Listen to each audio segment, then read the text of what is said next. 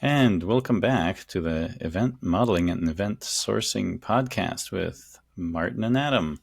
Hello. So, welcome, Martin. Again, we're recording one day late, but for a good Yeah. reason. Sometimes we like to get away from it and spend some time with friends and Yeah. family instead of working 24/7. So, Yeah. Martin, I'm glad to hear that you had a good weekend and had a Yeah. chance to. I had a great evening yesterday meeting some friends. So it was worth postponing for one day. Yeah. It's been a challenge of mine to realize that you need to unplug sometimes to let your brain relax, and you're way more effective the next day. Yeah. Just like going to the gym, if you go all the time and you don't rest, your muscles are just not going to have the strength to go anymore. So I think it's the same, and when we have um, such huge amounts of work to think about these concepts to help so many clients and the community and everything, we lose track of just how much effort, mental effort, it is to keep going with all of these things. And you're Yeah. writing the newsletter all the time. I mean, I get it. I was there at the very beginning doing everything, when my company was getting started, and you have to do that. But it's important to take a rest. So I'm glad you Yeah. did that. Yeah. I drank beer for the first time in months yesterday. So Oh, it was extra relaxation. yeah. So, this morning I was really it was a little bit harder to get up, but I Mm, think it's fine. that's okay. Yeah. Got a full rest from that. So yeah, likewise, I worked on some home projects, building some uh, do it yourself home projects. I bought a very small little table saw, and I bought a Oh, very small Dremel drill with a little uh, kind of like a press, but for the home, so you can fit on yeah. your dining room table. Nice. Basically, bring your workshop inside. Yeah. Just pretty neat. Nice. So it's nice to be able to fix your own things and not have to have a whole garage of equipment. So Yeah. I've been playing in the miniature world of home renovation on the tiny scale, which is Cool. Very highly cool. effective actually. So you can Yeah. find these tiny little tools on Amazon, and anyway, it was a lot of fun. But all right, nice to just catch up and chat. Let's get to the announcement. So big announcement, of course, is the course. So Martin, Yeah. tell us about the course. Yeah. It's progressing fast. So I have about half of it is done already. So the event modeling part is about to be finished, and then I'll jump direct into the implementation. So it really will mimic exactly the book. So the idea is you read the book, read chapter one in the book, jump over to the course, apply your knowledge practically, jump back to the book, and you will learn much, much faster. So that's really the idea. And I think this will work out. Oh, that's amazing. That's a really good combination. So for people that have been looking for resources, I know for many years, event sourcing was really starving for a lot of contributions, and a lot of the material out there wasn't very Yeah. plentiful. So having this companion to the book makes a lot of sense. It's really Yeah. growing kind of a package for people to really learn really well. But yeah, reading a book versus actually putting your hands on to exercises is a big difference. So thank you for doing that. I'm looking forward to it. And that's the February 28th is That's the the tentative date. Well, yeah. hopefully that's the launch date. Yeah. But you've had a lot of interest already, because I think people can sign up for They can and sign up for just the waiting list. Yeah, yeah, there's a waiting list. I write about once a week, yeah. and give progress now. Yeah, so if you're interested in that, just sign up, and then you will get Yeah, that's all the on your Nebulit yeah. website, which is always given at the end, credits and links We for can the put it show. into the show notes or also the Yeah, link. absolutely. So Yeah, we'll do that, and then the workshops that are coming up. I fixed all the stuff with Stripe, so we'll have those published this week, and people can attend the workshop to learn together. So we have quite a trifecta of effectively being able to learn all this yeah, stuff. You got the book, the courses people can do, and then do a workshop together. This is fantastic. And then we're going to have the conferences to actually meet face to face near the end of the it's year. So I think amazing. we're making quite a nice all around Yeah, package for people that want to get involved in this community and have their companies and teams use this way of working They really are going to have a lot of support now, as opposed to the previous years. So Yeah. that's an Um, amazing effort. Thank you, Martin, for everything you've done for the community. And yeah, I'm really providing the resources I wished I had 5 years ago. It took me yeah, so much time to learn all this, and yeah. I do not want to be anybody have to go through this. So Exactly. Yeah. Well, that's highly appreciated. A lot of people don't do this, and once they learn, they keep it as a secret for themselves to get work.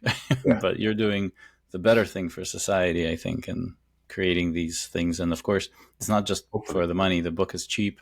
We have No, a Discord. yeah, Yeah, can I make a you can living of go the on book? Discord and talk to us and ask those questions for free, right? So Yeah, it's not really about the money, but at the same time, we also need to pay the bills and all that. And some of these things are a little bit more expensive, especially the conferences where you have to book a venue and book hotels for speakers, potentially all these different things.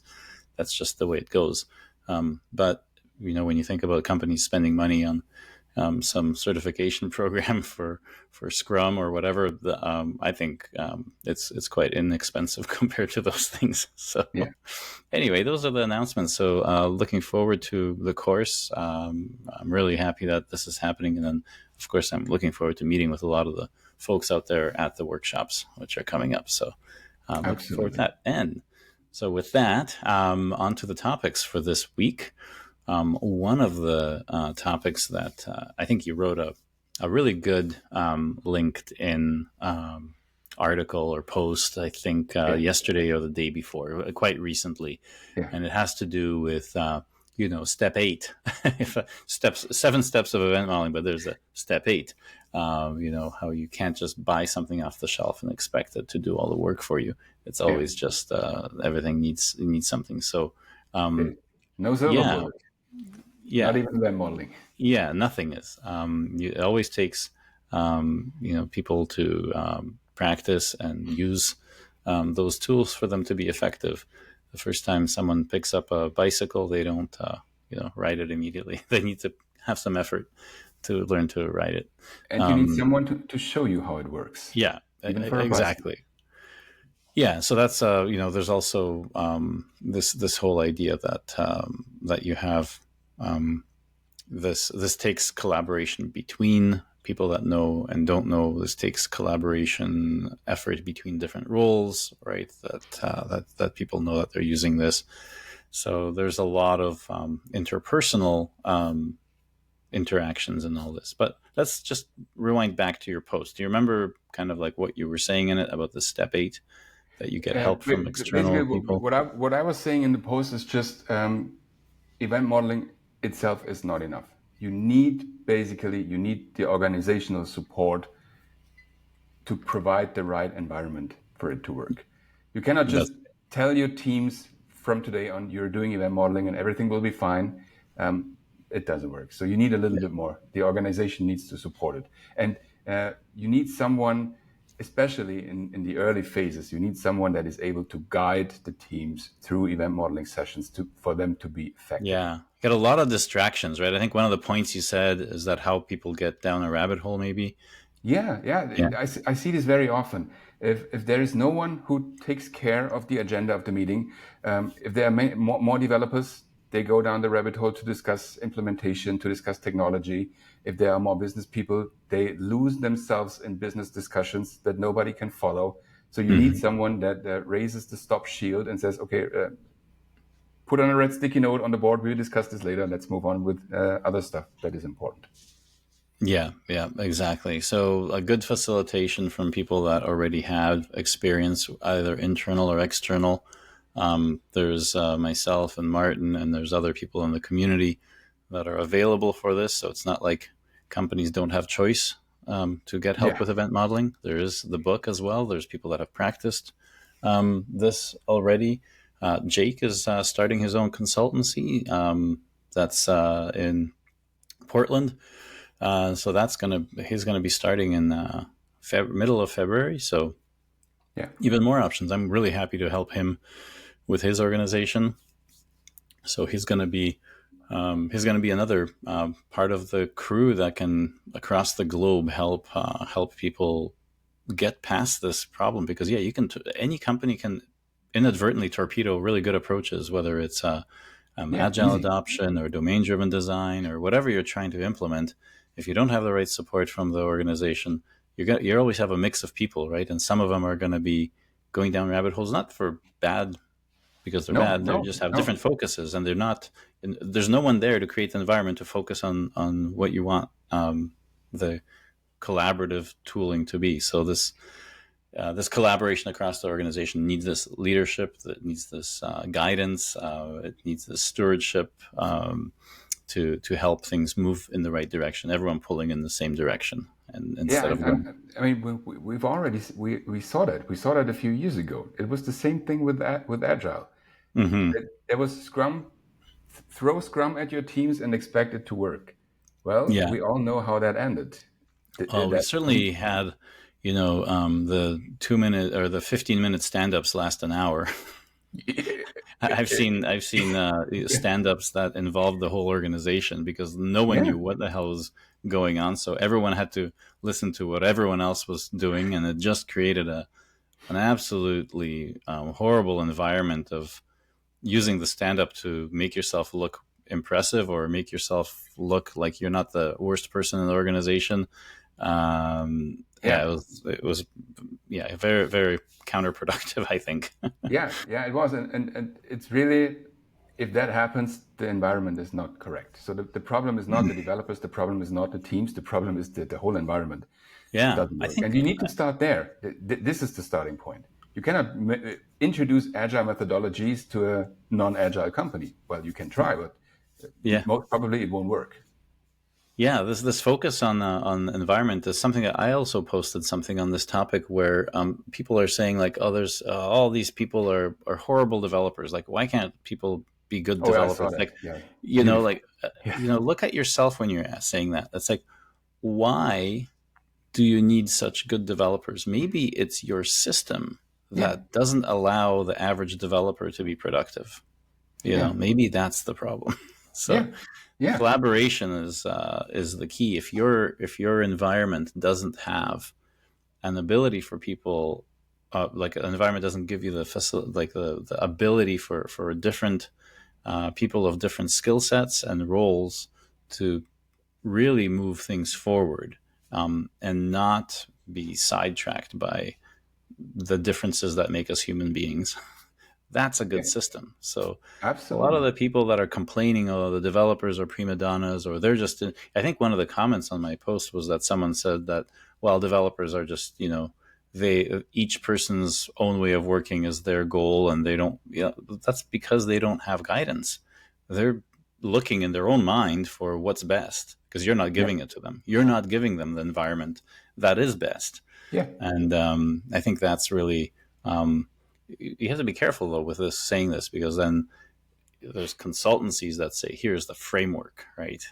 Here, just put in the CRM and customize it, and there's your stuff. So there's very easy answers in terms of product or service that some companies will sell to kind of try to yeah, address what we're saying, of with course. an easy fix, the silver bullet, the magical product, and that And is entirely not something you buy off the shelf. This is and most companies will pay a lot to buy these tools just to not change the company, but it doesn't work Mhm. like that. It doesn't work. And to have someone to blame because they can't take the Yeah, leadership absolutely. reins, right? I have a vendor to blame, or use the, hey, this product's highly effective. Look at all the testimonials, and you guys are not good at it.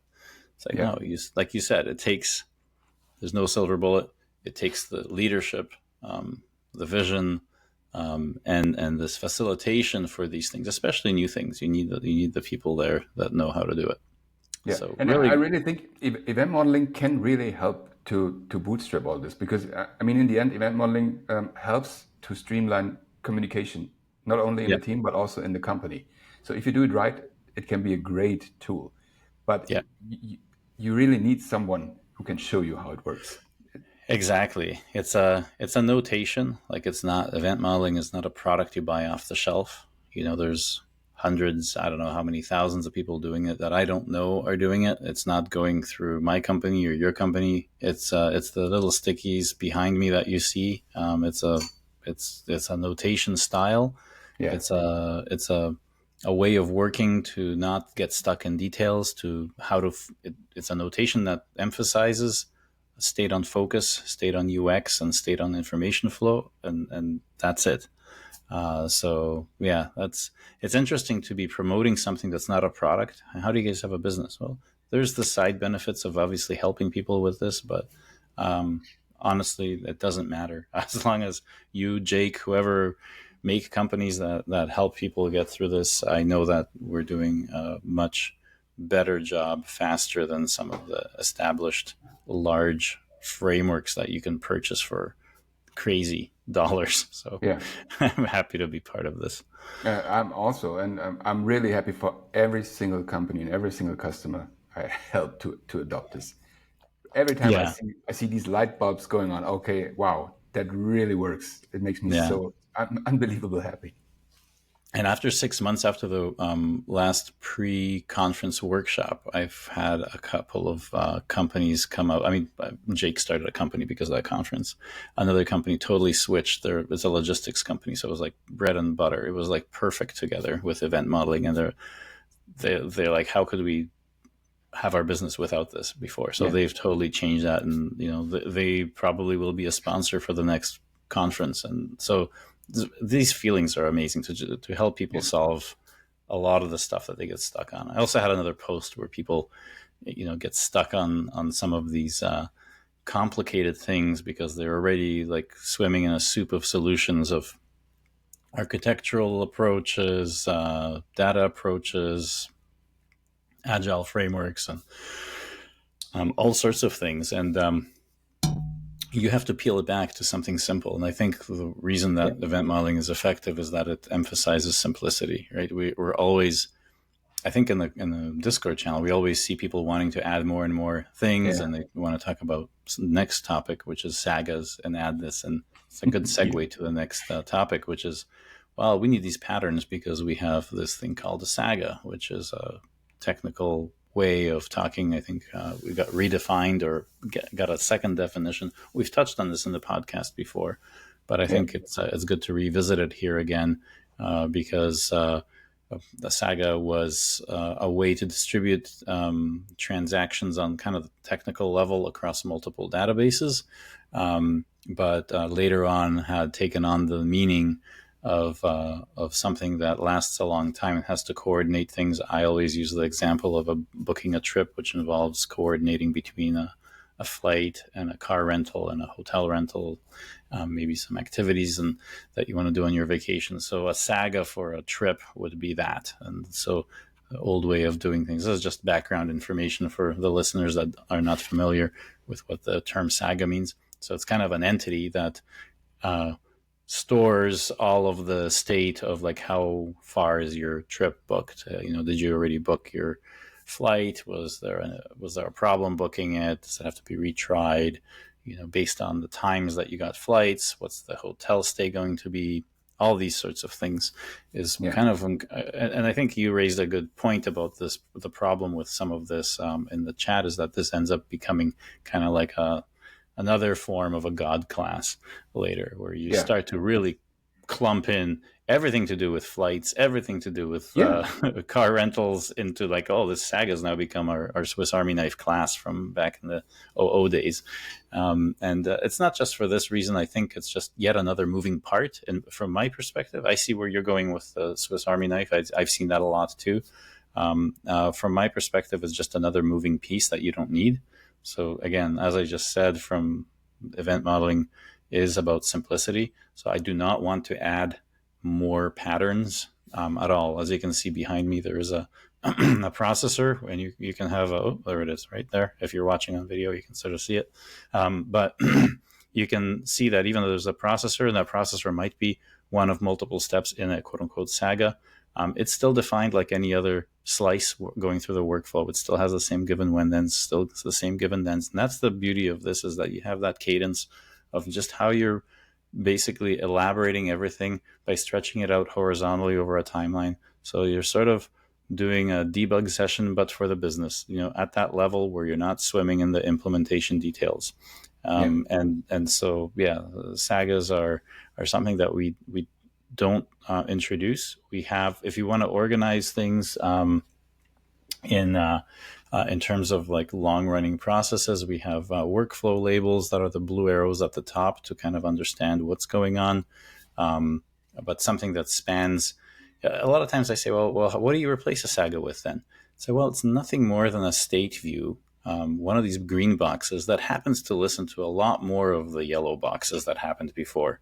And one of these specifications of given then, which I'm pointing to again, somewhere in the corner here to my lower left or right, it's essentially you're going to have a lot more of those for potentially for a green box that happens to be a long running tracking of state for like a booking of a flight. But generally, they're kind of higher up. So you have other events that may be produced by processors that consolidate, like whether a trip happened. You don't necessarily have all the small detail events of booking the flight. You might just have an event that the flight is booked, and these are the times, and the Saga quote unquote state view, the workflow for your trip booking just looks at that higher level event, and then it'll look for the same thing for the car rental, etc. Does Yeah. that make sense to you, Martin? Yeah, absolutely. So for me, the biggest problem that sagas bring in is that they open this kind of temporary or secondary timeline. So they have their own timeline, which makes it really, really hard to reason about the system, especially if there are more sagas. The more sagas there are, it's at some point it gets impossible to reason about the system. It gets really, really hard. And I've seen sagas turn into their own services with their own teams maintaining them, and suddenly a saga which shouldn't exist in the first place became this really big business thing, which is kind of weird, but it happens all the time. So really, sagas are a strange thing for me. Yeah, I think it's also a symptom of like when we started talking about the dynamically bounded context, that you want to look at the information flow and check which events on the timeline make sense for you to look at to get something accomplished. Yeah, But doing sagas, doing entities or aggregates or whatever you want to call them, making these abstractions that try to do more than one thing, you start to have a problem there. And I think Saga is another one of those. Once you create an entity, you've introduced a boundary, and now you have this issue of, I want to reuse this across some things, or I want to have an interface to this for multiple other things. And the minute that happens, you're getting down the road of the abstraction being over leveraged. And we're at the extreme here where we don't want to have any leverage for any abstraction. We really want the abstractions to be for the one task, the Unix philosophy, one tool that does one thing really well. The green box is just doing one thing. So, in terms of sagas, I see that by trying to make an entity out of something that does so many things, booking flights, booking this, booking that, and whatever. I think you also have a client that kind of has, their own clients. We have multi-tenancy, and we have this in other domains as well, where all of a sudden you have to customize things. Saga can blow up very quickly with this. The example of this, I guess, in the booking example is that you may have different airlines that have different interfaces. You can have different car rental companies that have different interfaces, and all of a sudden the Saga has to take care of all of them. Yeah, it gets bigger and bigger and bigger. So now you have another. Yeah, it's getting bigger and bigger, and it asks a little bit too much of now. Make sure that your abstractions are good for certain things. So you can't, by putting these little layers in, intermediary layers with good intentions, you're actually creating extra work. I find that it's easier to filter things. I think also touches on another point where someone asked if you want. This is a side topic, a small one, which I didn't think was going to come up, but allowing nulls in events or even tables, the null value, right? And I think it happens where maybe you have something like still a smoking, non-smoking room in some hotels for if you're booking your trip, but most of them don't have this. So you have to, maybe in Europe it is, but here, I'm not sure anymore. I haven't seen, maybe online only. But if you think about this, um, a lot of hotels don't have smoking options at all anymore, No, obviously. in Germany also not. You don't get Yeah, that. but some in some countries may. So now, do you have a smoking, non-smoking boolean that can be nullable as well in your booking? Do you remember this discussion? Yeah, I Yeah, do. I do. yeah, And I mean, if you ask me, nullables is always a red flag. If the topic comes up, it's always suspicious. Normally, you shouldn't use nullables in your yeah. booking. It's always I a problem. think that even the problem with null comes up obviously from the relational. Someone made an argument about this from the relational point of view. Is that by introducing nulls, especially on foreign keys and things like this, is that now you don't have a dependable graph or structure. Like the integrity of the graph is now sparse and it's not something that's highly reliable. Yeah, I think it carries the only parallel that I see between the relational database single model kind of approach and event sourcing is how we treat events. We want events to be minimal. And so I think the same thing applies where I don't want to see a nullable field in an event if I don't have to. I mean, sometimes it's inevitable or just want to go fast.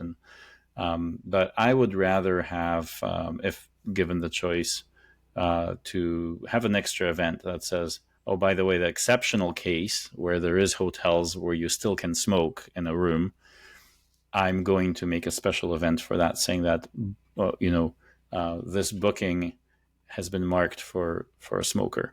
yeah, But the core event of the booking has nothing to do with smoking because it's an yeah, outlier. And I think this is a really good way of keeping your core competencies simple to understand and for it to work, and so that the exceptional cases don't derail the simplicity of your system, yeah. That's right? that's typically also what I recommend.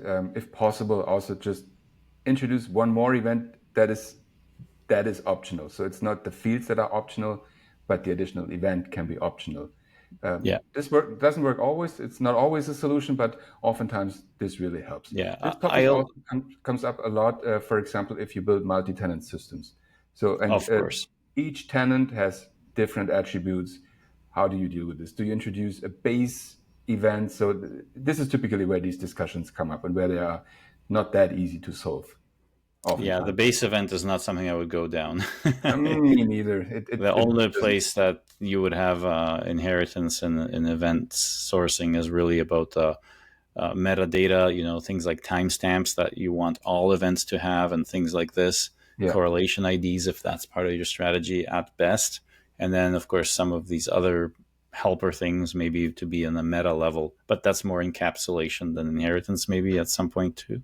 So, but that's it in terms of in terms of business. Business logic. I don't want to have any of the inheritance or anything like that in that. yeah. So Me yeah, neither. So I typically, I would recommend to go with the additional event. So that's yeah. It typically, also has a nicer impact on implementation, I find, because what I'm doing is I'm not really. Um, you can say it's kind of the same thing. I just think it looks nicer to not to have an extra case statement in the select case, a switch statement where you're adjusting something when that exceptional event occurs, and you can adjust your the view of your world for whatever you're trying to yeah, attempt to do. But that if that never happens, the view is quite nice, and you can show that in this little example here where my hand is. Um, that you can really see how it doesn't impact anything for that. For example, if you're doing a reducer in the implementation and you have an optional one of these events, if that event never happens, your accumulator will never have a collection of that. So, for example, let's take the smoking room as an optional thing. If your state is of looking at a grid of rooms and saying potentially there's a column of smoking, non-smoking. If you never hit that, you will never add that column Yeah. if you're making a table structure. However, once you do hit it, you can introduce a column with a default view of non-smoking and just pick smoking for the one that you just added. Yeah. And that will allow you to keep your implementation quite simple. In fact, you could probably even have that reflected in the UI, where if there's none of this smoking, non-smoking business, you have a simpler dynamic UI that doesn't show this.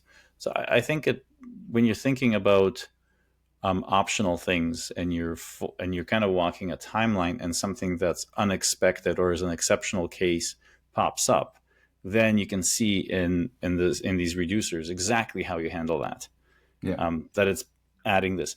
Otherwise, if it doesn't happen, so simple. Like that this piece of logic, adding this extra column, adding this extra complexity, just doesn't happen, and you can focus on the rest of your model, and Yeah. it continues to be simple.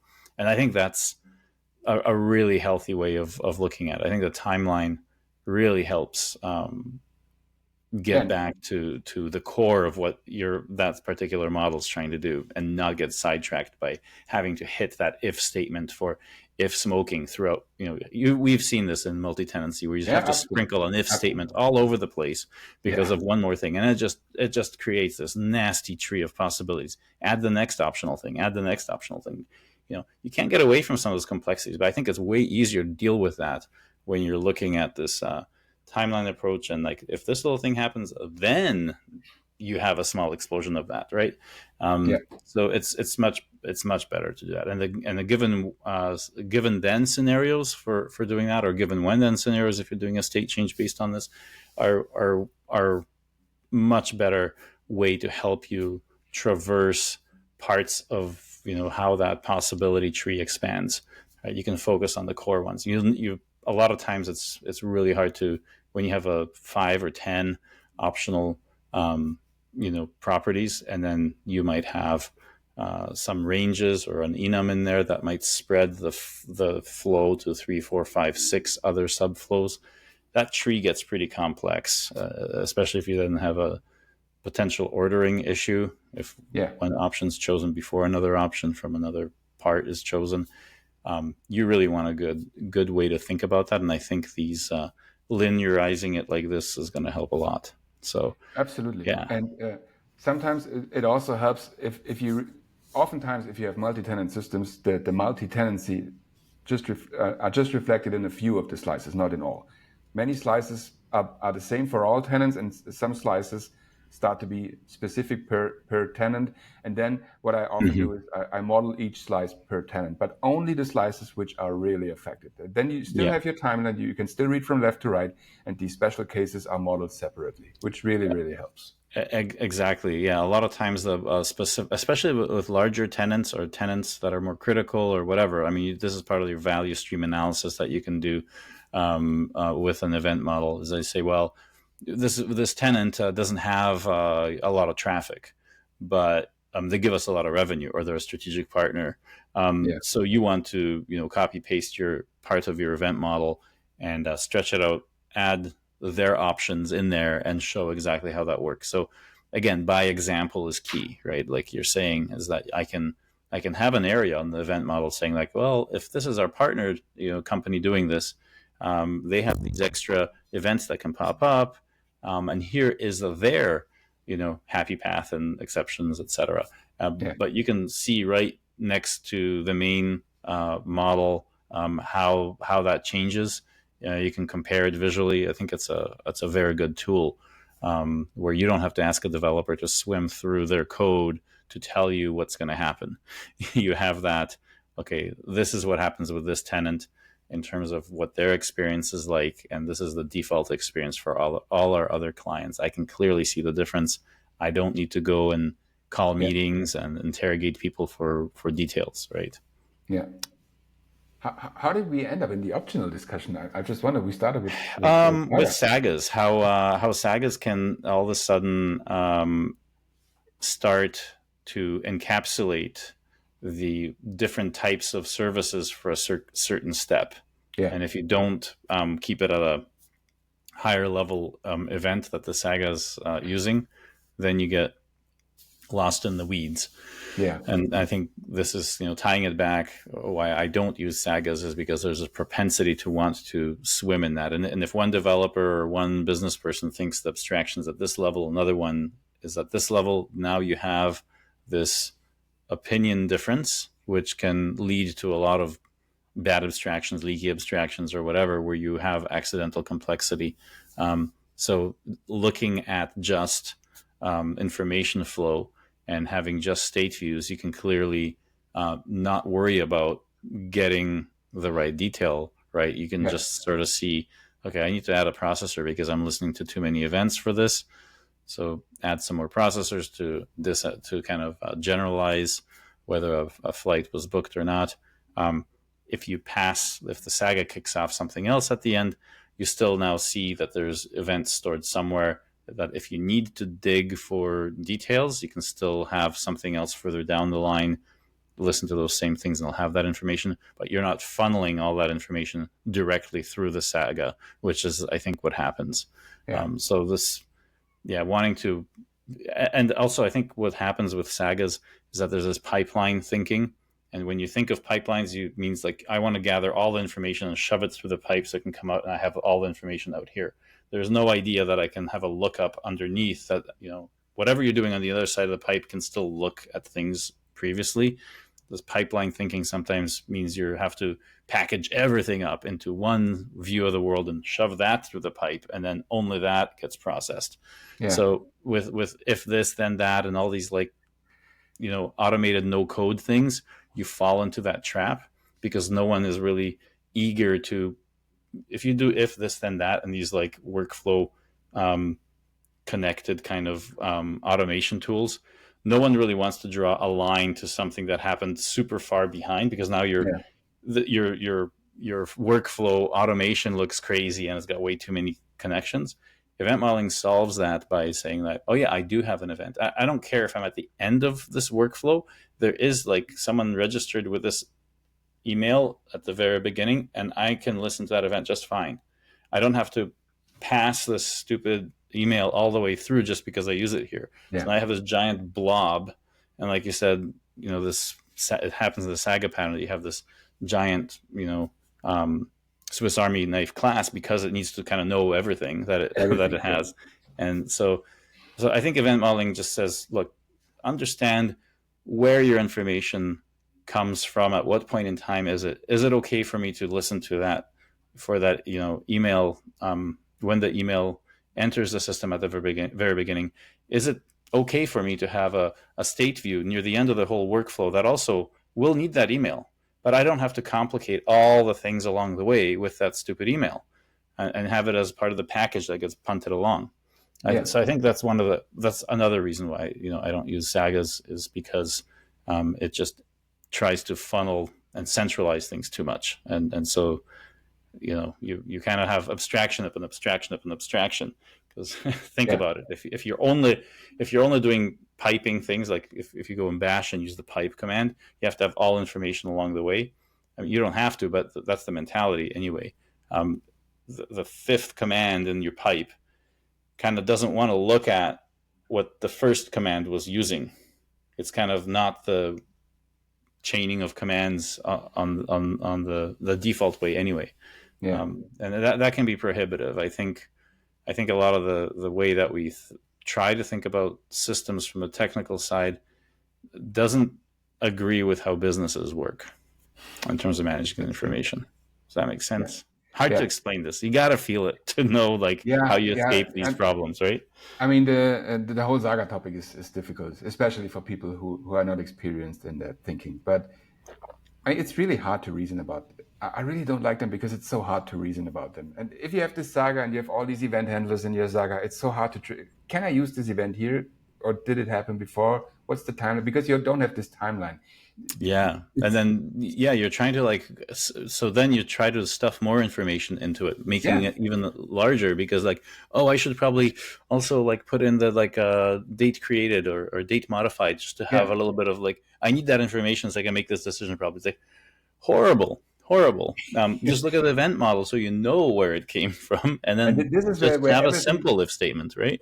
and this is where it really gets horrible. Then you look at the saga and you think, how could that happen again? We did it again. What happened again? Yeah. Yeah, Yeah, so I think the only place in our code base, to be fair, that we use the word saga is for when clients were used to that already, and essentially they're kind of like hollow sagas because they really just house the processors that we have, and it's a way to organize them because people were so influenced by this, you know, saga way of thinking. So yeah, our code base does contain some of that, but I certainly don't introduce it when I'm teaching these concepts. So be very careful, you know, when you're talking about middleware, when you're talking about all these really, you know, productivity tools that are being sold, especially at like low code, no code solutions where it says, oh, just connect these things, you know, just here's a yeah, WYSIWYG, you know, nice UI where you can drag and drop little rectangles to make your workflow. Realize that you're packing more and more and more and more information. And even though it looks simple, think of all the data you're punting along and think of the loss of context the further you go along. It's not a good way to work. It's a recipe for disaster. So, yeah, yeah, that's why event modeling is effective because you always have that context. You always understand that you can depend on the influx of information. When that piece of information entered the system, you can rely on that at any further point down the line.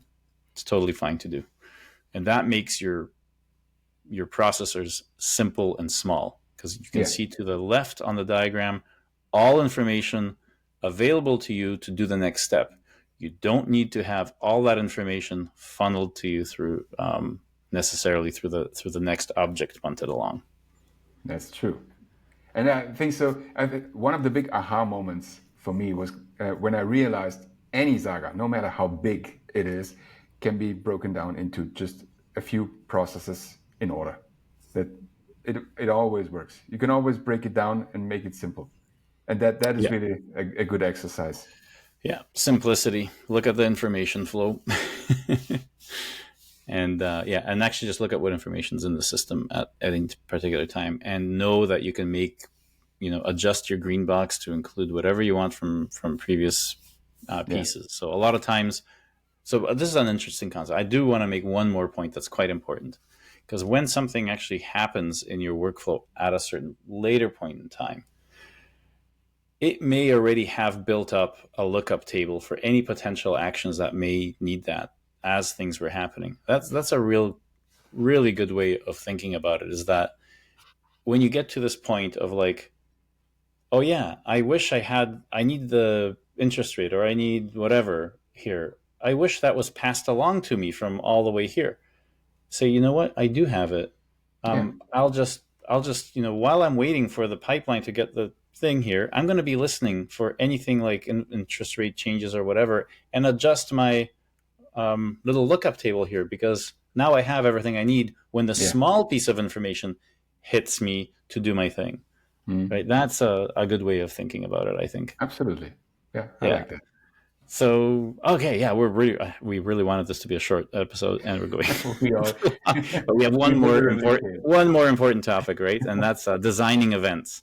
And I think we Yeah, talked about this a number of times too, but it keeps coming up because people think that event modeling is modeling the events themselves, but that's not true. So, what's yeah. your take on this? And it does not only come up in the chats, also in many discussions I have with clients, where I get the question, why do we have these events? Why not just combine them into one event? We can save a little bit of memory here. We can model it better. Let's do a little bit of modeling because we know object orientation so well. Um, that's typically not how we do it, right? Yeah, no. I think there's two things. I think there is obviously you mentioned bringing back old ways of working when you're in object-oriented world and Yeah, single canonical model. You have this idea that you need to design everything together so everything's working together really well. And I think again, we're looking at it from a timeline perspective of what information enters the system at what time.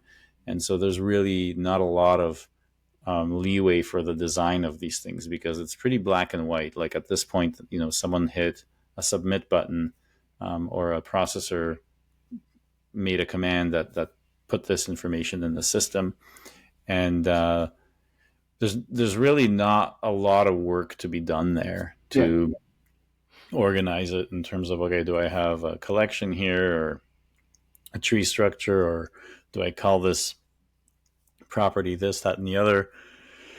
I mean, you can have some arguments about ubiquitous language, but in the end, it's really about, is an email in the system at this point? Did it get submitted along with their name?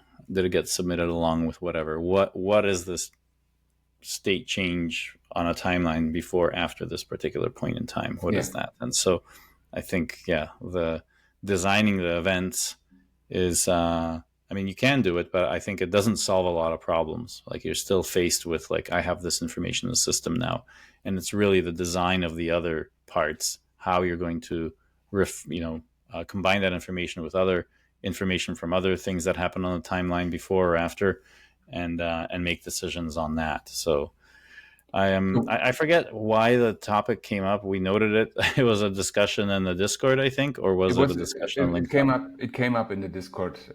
This discussion really comes up quite often, and what really helps me is um, think about it like just writing down what happens. Don't try to optimize it. Don't try to model anything.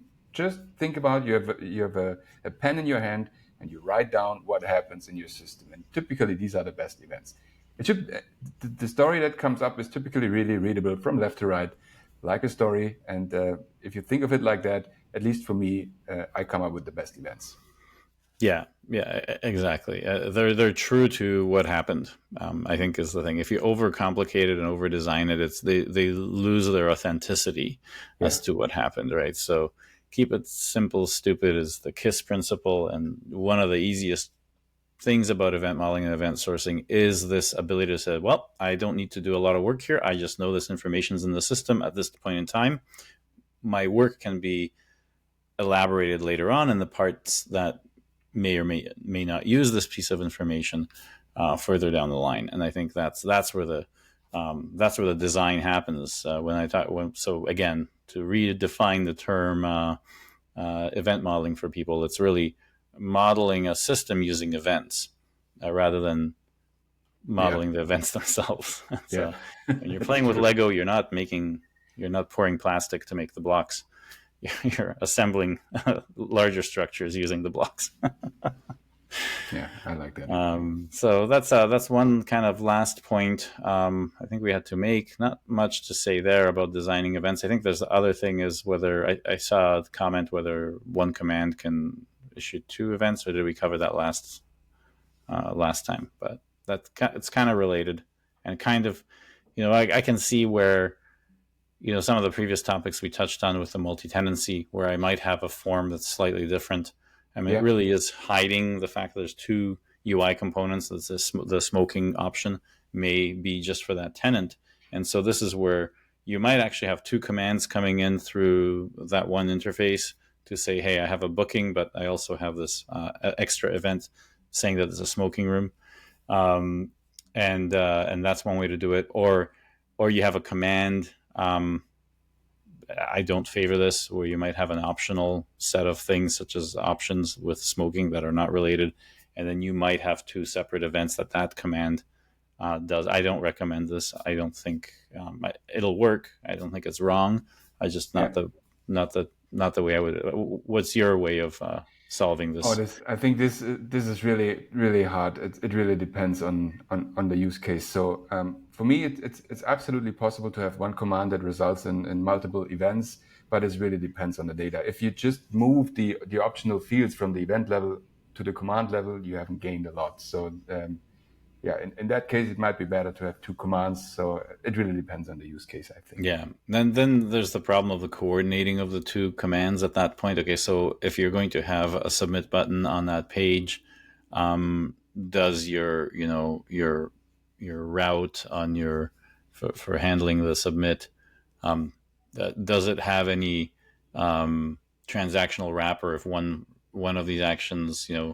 fails? Like let's say the smoking room option fails, do you still keep the booking?